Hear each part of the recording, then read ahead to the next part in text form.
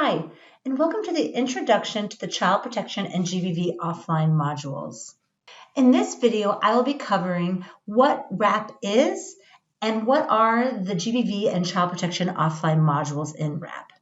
We'll also cover the purpose of the Child Protection and GBV modules, how to use them and access them, and as well as the dissemination and timeline of the offline modules. So what are the GBV and Child Protection offline modules? You might or might not have heard of something called RESCO or RESCO CRM Mobile. It is an offline application software by Microsoft, and this is what we have used to build our offline modules. So this is the foundation. Within that, we have then modified it to become a tool that is aligned with our Progress V4 online platform. And we named it originally the WRAP, so Rapid Application. When it was originally built, it was built for the registration modules. And so that is the foundation of our offline modules. So whenever you hear of WRAP, that means at least there is a registration modules that can be used offline. Now, since the original development of WRAP, we've gone ahead and we have created additional modules within this application. And these are the GBV and Child Protection modules. In addition to the registration GBV and Child Protection modules, there is a voluntary repatriation module in development at the moment. So depending upon what you plan on using WRAP for, you will always have the registration module, and then depending upon your access rights, you might be able to use it as well for your GBV, Child Protection, or voluntary repatriation case management. When we developed the offline modules, the idea is that we would have a way to take the information that we have data entered online in the online version of Progress V4, and it would be able to be stored and update an offline version that could then be data entry could be done into. And then when the offline version would be able to then connect to internet again, it would then be able to update the online version of V4. Thus, it would always be anticipated that we would, in context where the offline module would be used, that there would always be this consistent syncing between the online version of V4 and the offline version WRAP for the most up-to-date information to be available in progress. But in addition to this, the purpose for the development of the offline modules was obviously, first and foremost, many of our colleagues work in context with low connectivity, and we needed a solution that would allow them to access the benefits of the online Progress V4 in a way that didn't require as much connection and would allow them to more easily manipulate the platform so that they can get to the information they need to do the work they need to do. In addition to this making V4 accessible to low connection contexts, it also allows for greater documentation on the move. So it would allow for colleagues who aren't just sitting at a desk all day, but are needing to move around and do their work with individuals on the go, that they could then do their documentation more easily. Especially for those who are on the move, it would allow for this documentation to be done in a manner that is more secure than perhaps just pencil and paper. When documentation and notes are taken in the WRAP application, they have the same stringent security models and user profiles as we find in the Progress V4 online version, meaning that the data is quite secure even when you're not just sitting in a more secured office. Another big benefit of the offline modules is that it actually has quite an easy to use user interface. So a lot of people find that while the content is exactly the same as the online version of V4, it allows users to move back and forth between the different modules and entities and do data entry in a much more intuitive way.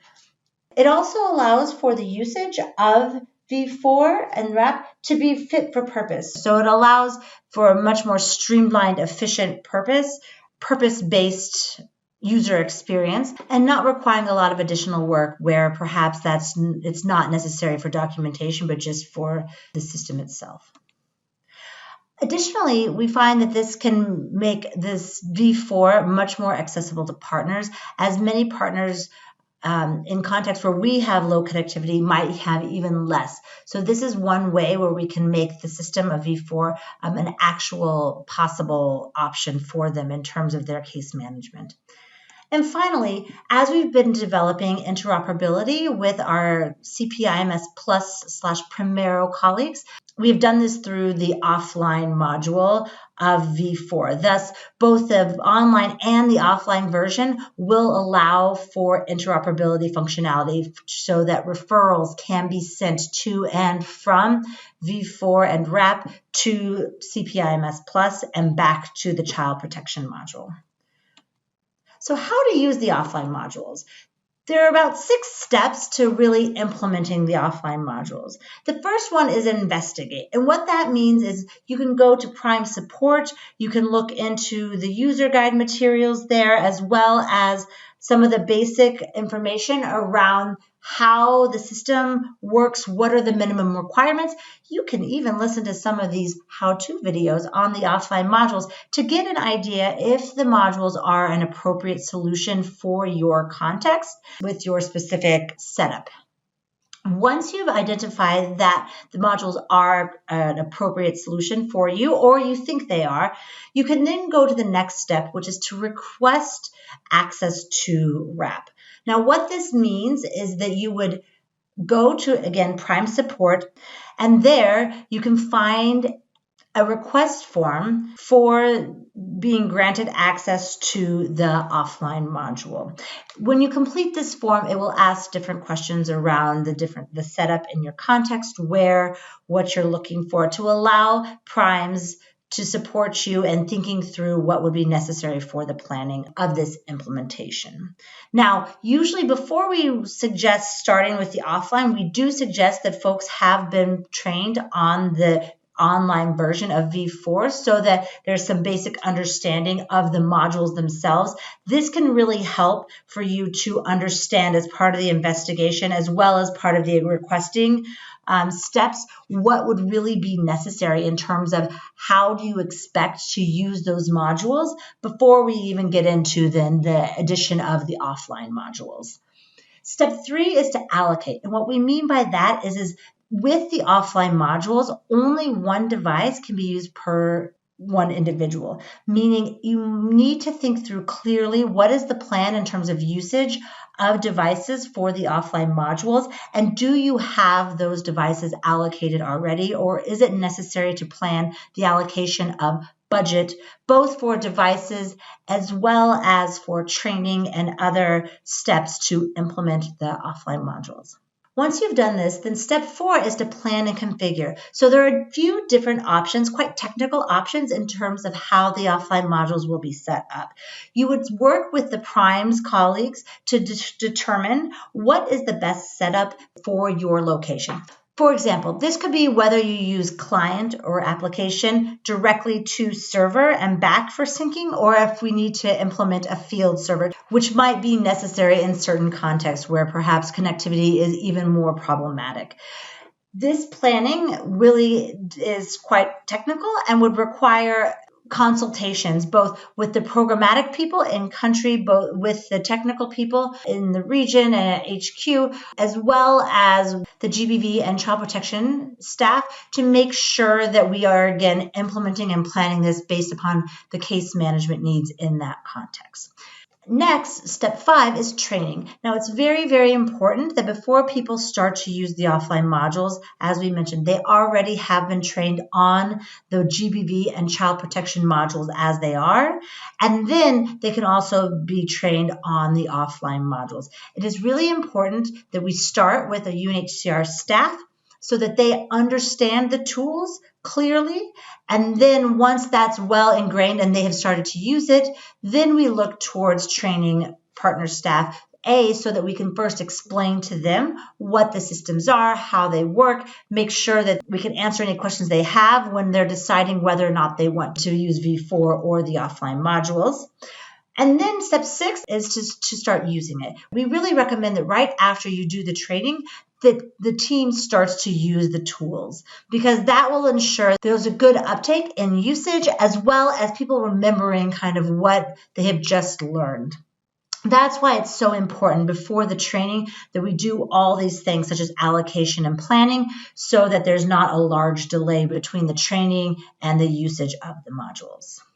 And finally, we'll talk about the dissemination and timeline. We piloted the CP and the GBV offline modules in late 2021 and have been testing and fixing some bugs through 2022.